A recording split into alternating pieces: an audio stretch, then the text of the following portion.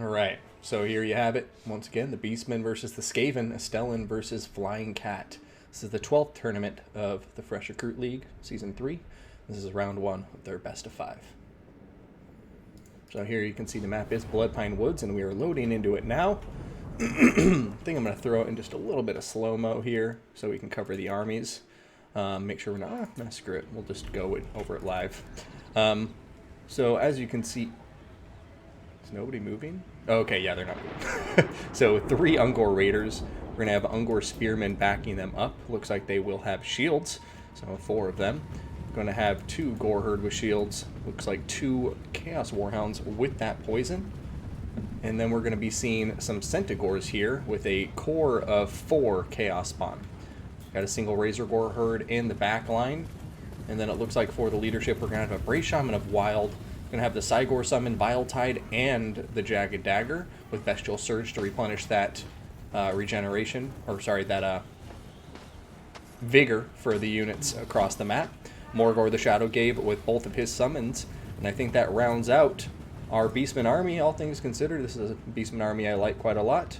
Yeah, I guess it has a bit of everything you need, especially the Ungor Raiders. Always going to be key there with the Chaos Spawn. Usually is enough to do the trick, but SKAVEN have gotten a lot better since the recent DLC, so let's see how they're looking. We have SKAVEN Slaves. Looks like 4 of them out front. Yeah, it's changed since the DLC patch for sure, Aaron Foxy. SKAVEN with Brood Whores and things like that have gotten a lot scarier for the Beastmen. So anyways, the 5 SKAVEN Slaves, we have Vishkran's Death Squad. We have the Clan Vulcan Tail Slashers. Got some SKAVEN Slave Spears, 2 of them in the back. And then we're going to have some Clan Rat Spears. And make that 2 Clan Rat Spears, sorry about it. Over here, 2 Wolf Rats with poison. And then up here for the leadership and monster, we're going to have a Hell Pit Abomination. And we also are going to be seeing Throt the Unclean on top of his Brood Whore. An animal tailor-made to kill Beastmen. And he's going to be bringing quite a lot of his kit. So we got the Beast Pack for the Rat Ogre summon, Creature Killer, Remoldered for the heal, and Master Controller. Up here, we're also going to see an Eshin Sorcerer. Eshin Sorcerer is going to be bringing Fear of Aramar, as well as Brittle Bone, a wonderful spell, with Veil of Shadows. An interesting spell choice, and I'm curious to see how it's used here. Also have that Toxic Rain for the magic passive. Oh, last but never least, we have the artillery in the form of Poison Wind Mortars with the Ikedzazap ROR Warp Lightning Cannon. And then we do have an assassin down here too. Looks like he's going to have the Rival Hide Talisman, Assassin's Trophy. Is that a SKAVEN Brew? Yep. And the Concealment Bomb with Slippery.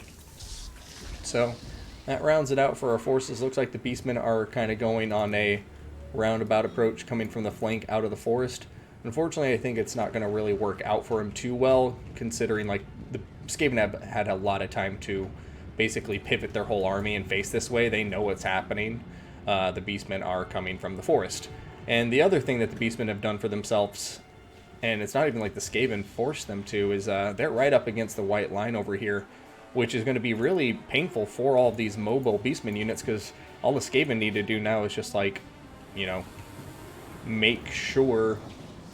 Well, I mean, because the SKAVEN can't get up right against the line, so maybe the Beastmen will try to do that approach, but I just feel like it's not going to work out well, because I think the SKAVEN will have plenty of time to, once again, turn and address any rush up the right flank like that.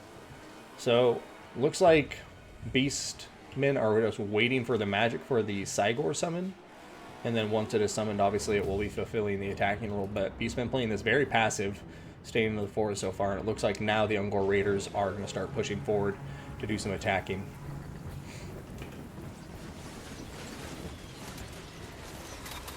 If Throt is pinned in combat, he's definitely a great target for the Ungor Raiders, but as long as he's actively dodging, don't bother shooting at him. 95 speed, single entity, you're going to see he can just dodge that all day. All day, every day. Poison Wind Mortars are now opening up, and really got to watch out for any bunching of the Ungor Raiders, because right here, as you see, they get dragged out of the forest. You're going to see them start to clump together a bit more. And if the Beastmen or the SKAVEN target some Poison Wind Mortars on top of those guys right now, then God help them. But it looks like the SKAVEN aren't going to be shooting at them. They're going to turn their attention over here with the mortars. and shooting far more mobile targets, which I think is quite a big mistake. So we'll see what happens. So far, the Beastmen doing well here. Skaven Slaves getting routed there, and the Chaos Warhounds of Poison and the Centaurs already getting some nice work in. Over here, you can see Poison Warhounds running into the backline, but Terror going down on top of them as Throth the Unclean comes into combat. But now we have the Chaos Spawn surging forward. Skaven have the bad balance of power in their favor, and I think, got to keep in mind that even though there's not a lot of infantry in this Skaven army, the Hero Squad and monsters are all very, very expensive. Meanwhile, we are going to be seeing the Skaven get some nice work with those Poison Wind Mortars over here as the Beastmen get bunched up, but they are now breaking through pretty much everywhere, it looks like. And so the Skaven will have their work cut out for them to stem this Beastman tide. But I think given the Hellpit Abomination and Throth the Unclean being on the battlefield, this will be not the most difficult thing for them to do. And here it comes. Veil of Shadows kicking in and pushing all of these Chaos Spawn aside, continuing to knock them down. And that's actually working quite well. Just disrupting the Beastman formation and allowing the Skaven to kind of pick it apart. In the back line, really nothing has come back to contest the artillery. But it is getting plenty of friendly fire into Skaven units right now, too. It does seem to be targeting the Chaos Spawn, which honestly, I guess that makes some sense. Usually I think of targeting other things, but Chaos Spawn are probably the ultimate priority for the Skaven in this build, because once they get through them, then they can terror out the rest of this army quite easily. Looks like the Ungor Raiders have been dealt with for the most part. My daughter really wants to join the stream right now. She's broken into my room multiple times, so my apologies if there's noise in the background and I'm distracted. But, okay, and then an Amber Alert goes off on my phone. So, where were we? Big engagement with the Beastmen and the Skaven. I think the Skaven have the edge here because they have artillery firing in, and they're anti-large killing monsters like the Hellpit Abomination and Throth. Both have regeneration, and he has 2 regrowths basically bound to him to heal him up. So this matchup has changed significantly with this newest patch. So the new DLC is really... This used to be very Beastman favored. Obviously not insurmountable, but very much a matchup that you would avoid as Skaven. But now it seems like a matchup you kind of want to avoid as Beastman. Cygor summon coming in, but I really don't think it's going to change the tide of battle. And we're just going to be seeing the Skaven slowly drag down this Beastman army.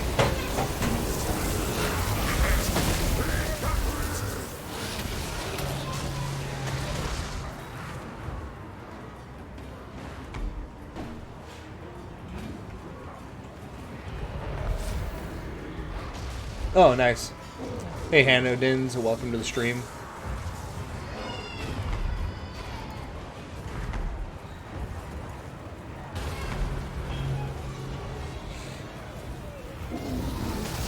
So, Cygor throwing his rocks around, trying to make his presence known.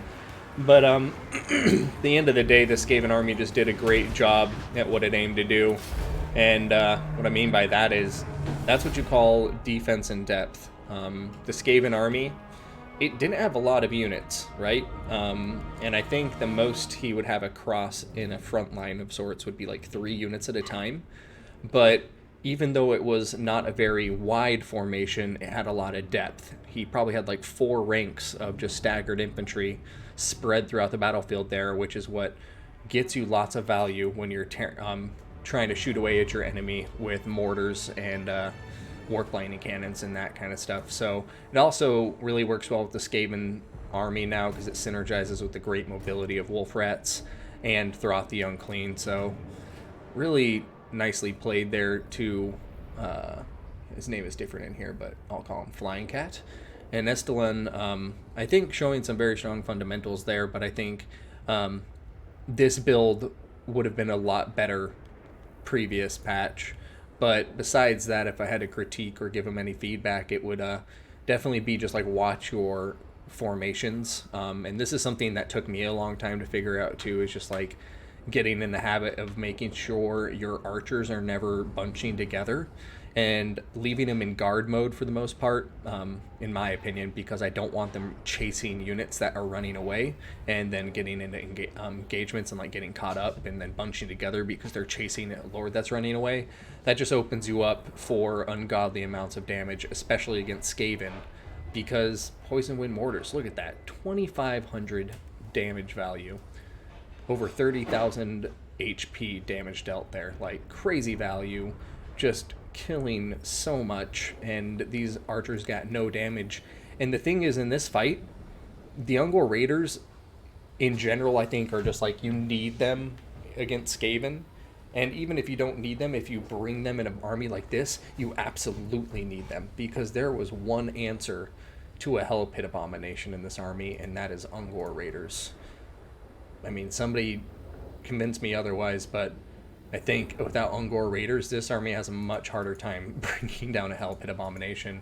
So really just well played to SKAVEN there. Like I say, defense in depth allows your artillery and your mortars to just get so much value. And the wolf rats and Throt just working very well together. Also, love to see that Web of Shadows going down there on the Eschern Sorcerer. Not something you see very often, so got to give them some style points there. Anyway, here we are, round 2 of the best of 5 final between Astellan and Flying Cat, bringing the Dwarfs and the Bretonians respectively. So right now, Flying Cat is up 1-0, and we're going to load into the map, which is Pillar of Bone, one of my personal favorites. Actually, I'll just go ahead and say it, my favorite map. Now, starting with the Bretonians, since we started with blue last time, we're going to have Foot Squires, Battle Pilgrims, looks like 3 Battle Pilgrims, 2 Foot Squires, and then 2 more Foot Squires on the back side of flanks, bringing it to a total of 4, and then a 5th one in the dead center. Going to have Peasant Bowmen, 1, 2, 3, and 4, and then we are going to see 6, actually, so 2 of them with pox arrows. Going to have Mounted Yeomen on the far right flank and the far left flank. No cavalry to be seen. And for the hero squad, it does look like we have a Damsel of Heavens with what I would guess is Curse of the Midnight Wind, Harmonic Convergence, no Wind Blast, interesting. Scroll of Power, a Power Stone, or Scroll of Shielding and a Power Stone, as well with our Magic Resist item.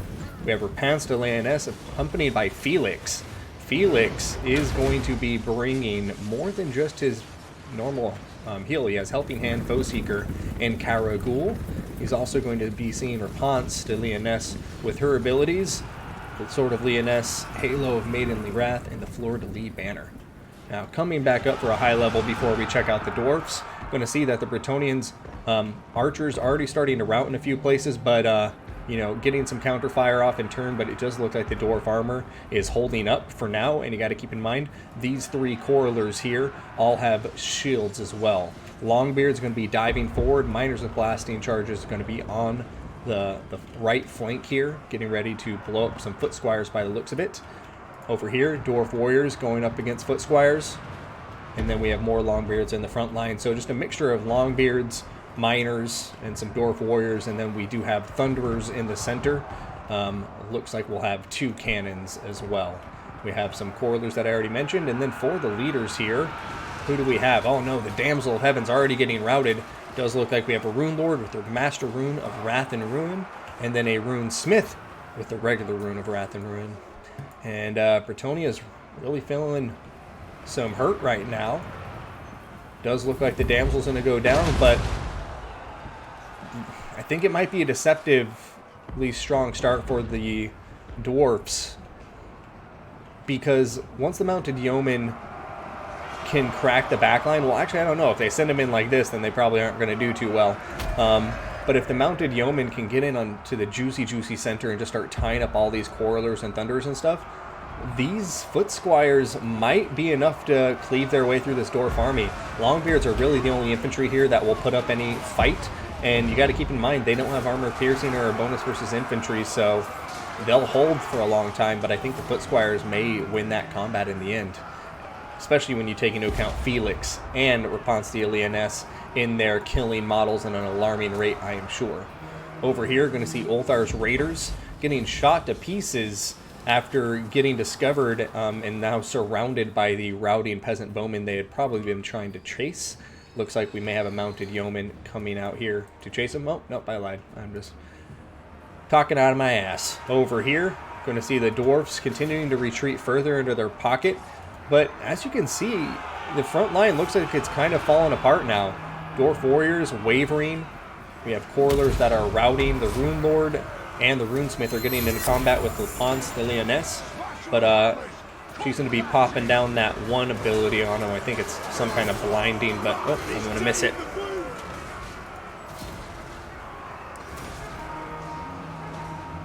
Right now, BRETONNIA really starting to get into a rhythm, shooting down these Thunderers. Ulthar's Raiders coming back, but I mean, at this point, looks like the defensive line of the Dawi has been completely overrun.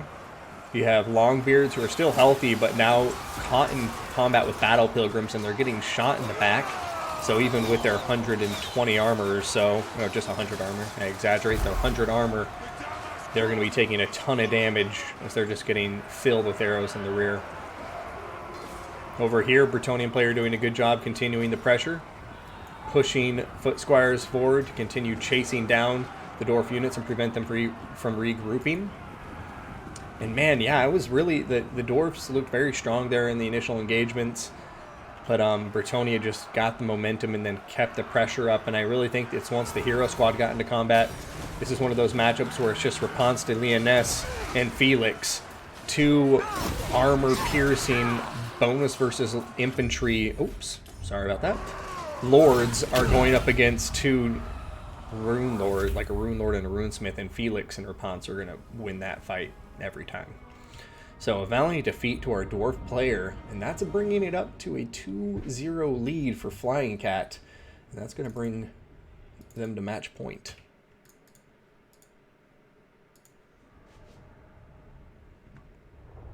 Unmounted BRETONNIA.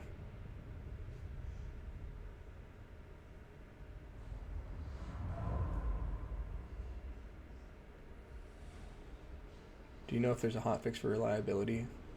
I'm not sure, Maximilian, my apologies. I'm not the best with the campaign updates. Mostly a multiplayer guy.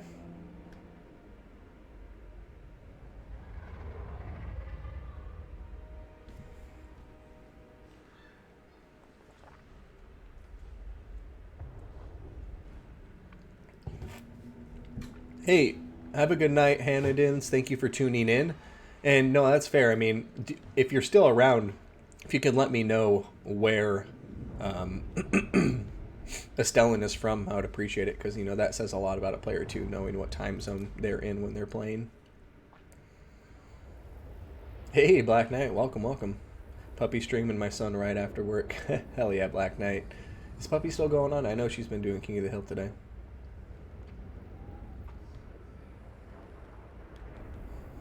You just said 700 cheaper and has everything but the summon and the heals. But the summon and the heals are a big deal.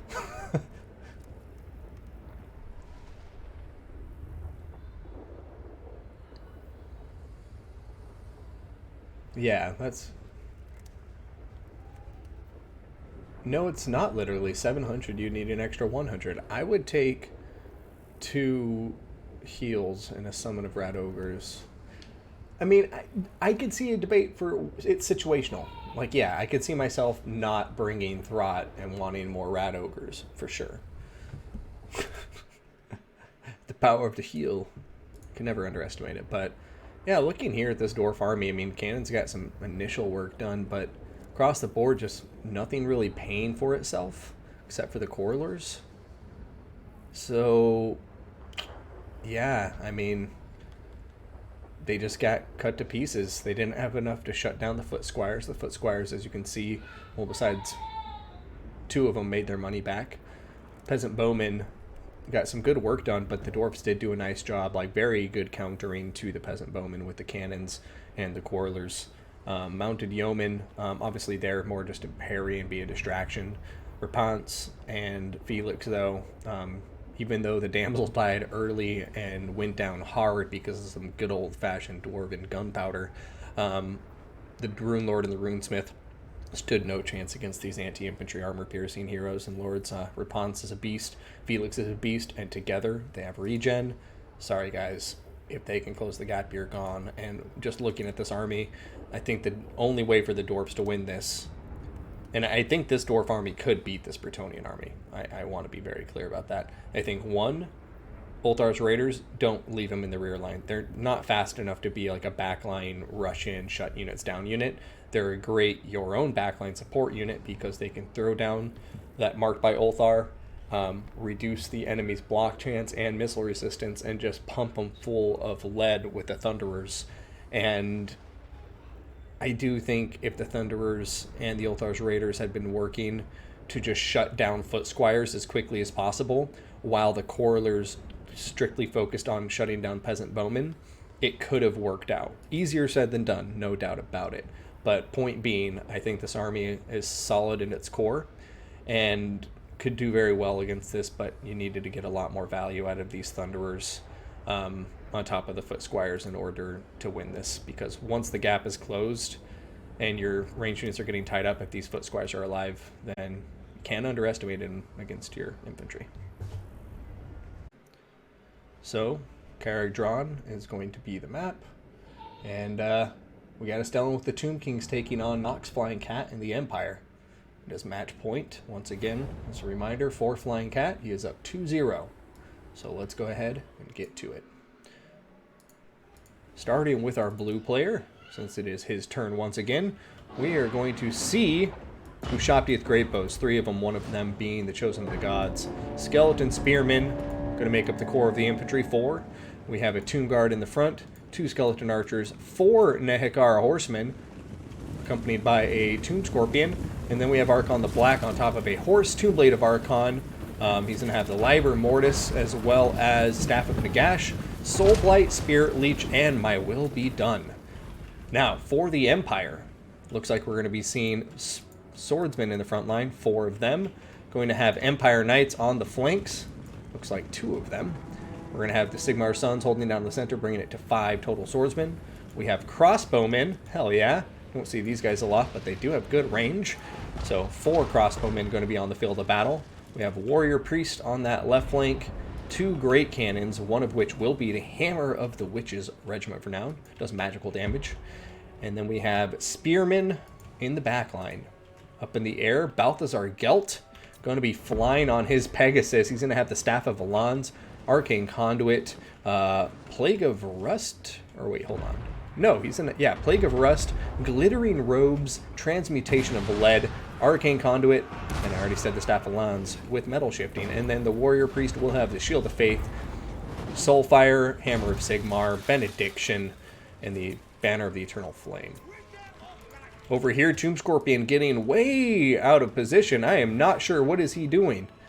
This is going to be very, very big problem for the Tomb Kings, as you're going to see a Plague of Rust going down here. Cannons are probably still... Oh no, they're not opening fire on top of it. Looks like they're going to continue focusing on the Ushabtiath Great Bows. Not a bad idea, actually. Good discipline of fire. King Lix, thank you so much for the follow.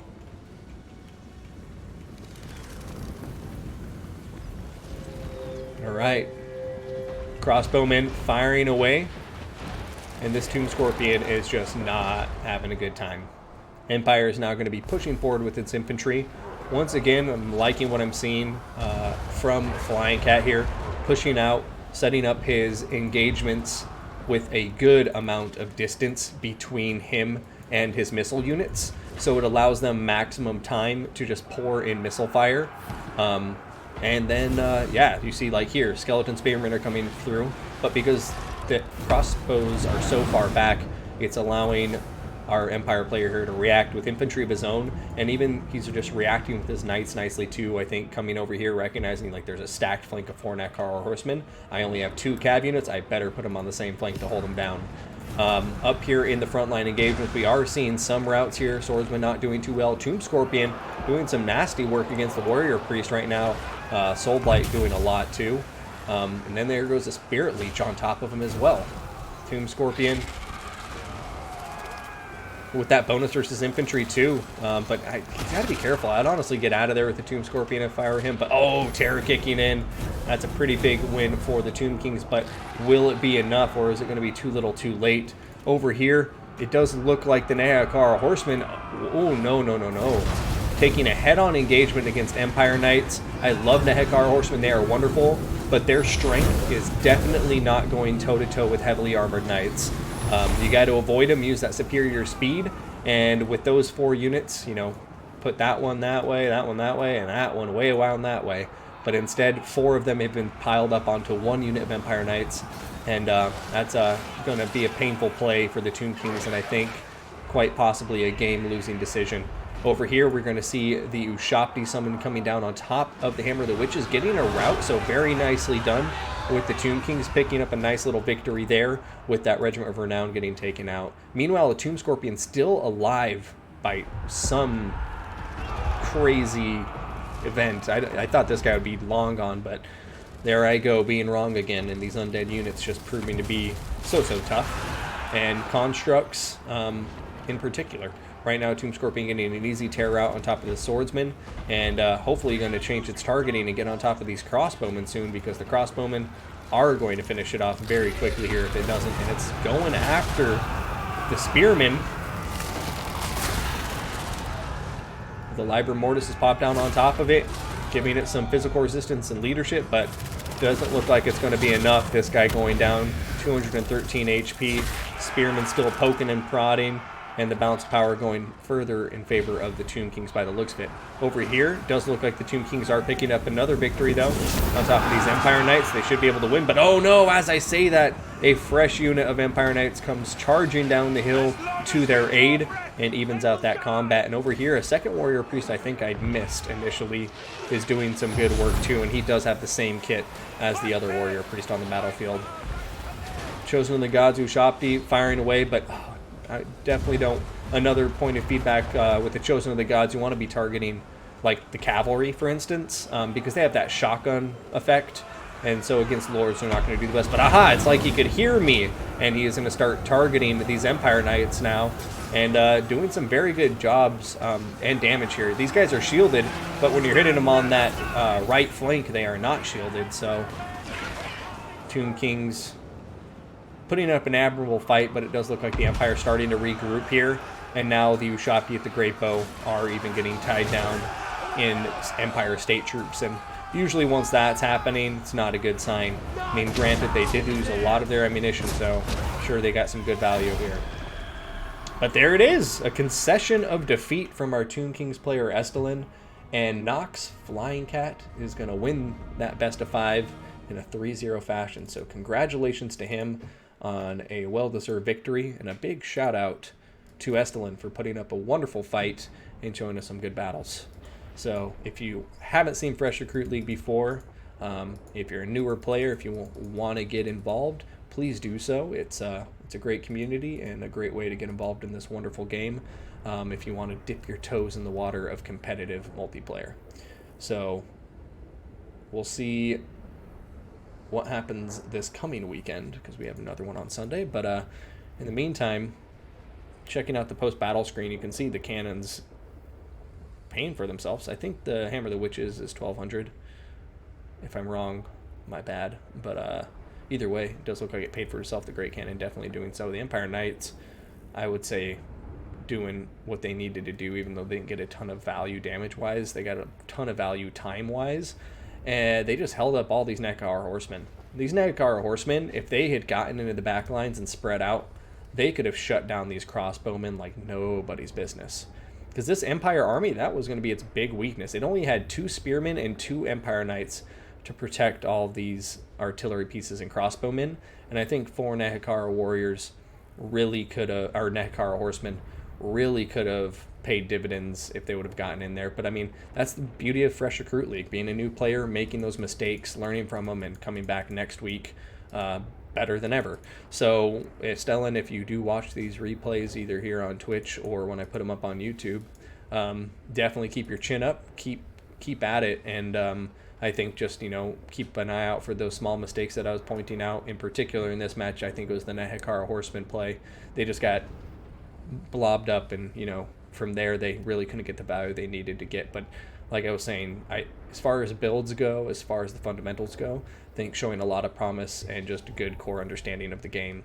And then over here to Flying Cat once again, well executed. I do think he, like Astellan, is showing some solid just understanding of army compositions. And I'm not sure if these two players get their builds from other people. A ton of people do, and I recommend you do it if you're a new player. It's a bit daunting to start building armies by yourself, but if you just take some build templates from players who know the game and start from there, it's a good way to go. But regardless of how they do it, both these players bring good armies, and I think at the end of the day, Flying Cat just executing at a bit of a higher level than Astellan in the series, but a great series to both players, and hope they enjoy this replay when they get loaded up. So once again, if you're interested, make sure you check out the Fresh Recruit League and join the Discord for announcements to make sure you can be involved. Now let's go ahead and play some battles ourselves.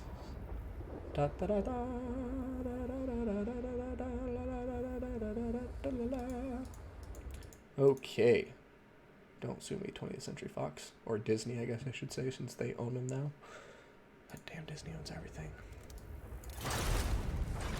Alright, has sound been okay, by the way, guys? I see that you guys are still just debating the SKAVEN point, but that's why I love this chat. Oh! King of Lies.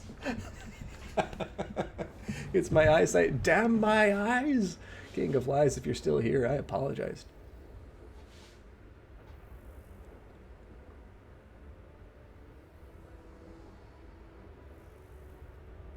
Oh, King of Lies, that's hilarious. Biggie Schmal's in there on Foxy. At some point, I guess we'll just have to agree to disagree. If you guys, as I always say when people debate things in the chat, just settle on the battlefield and let me cast it. Oh wait, what am I doing? Did I just click something?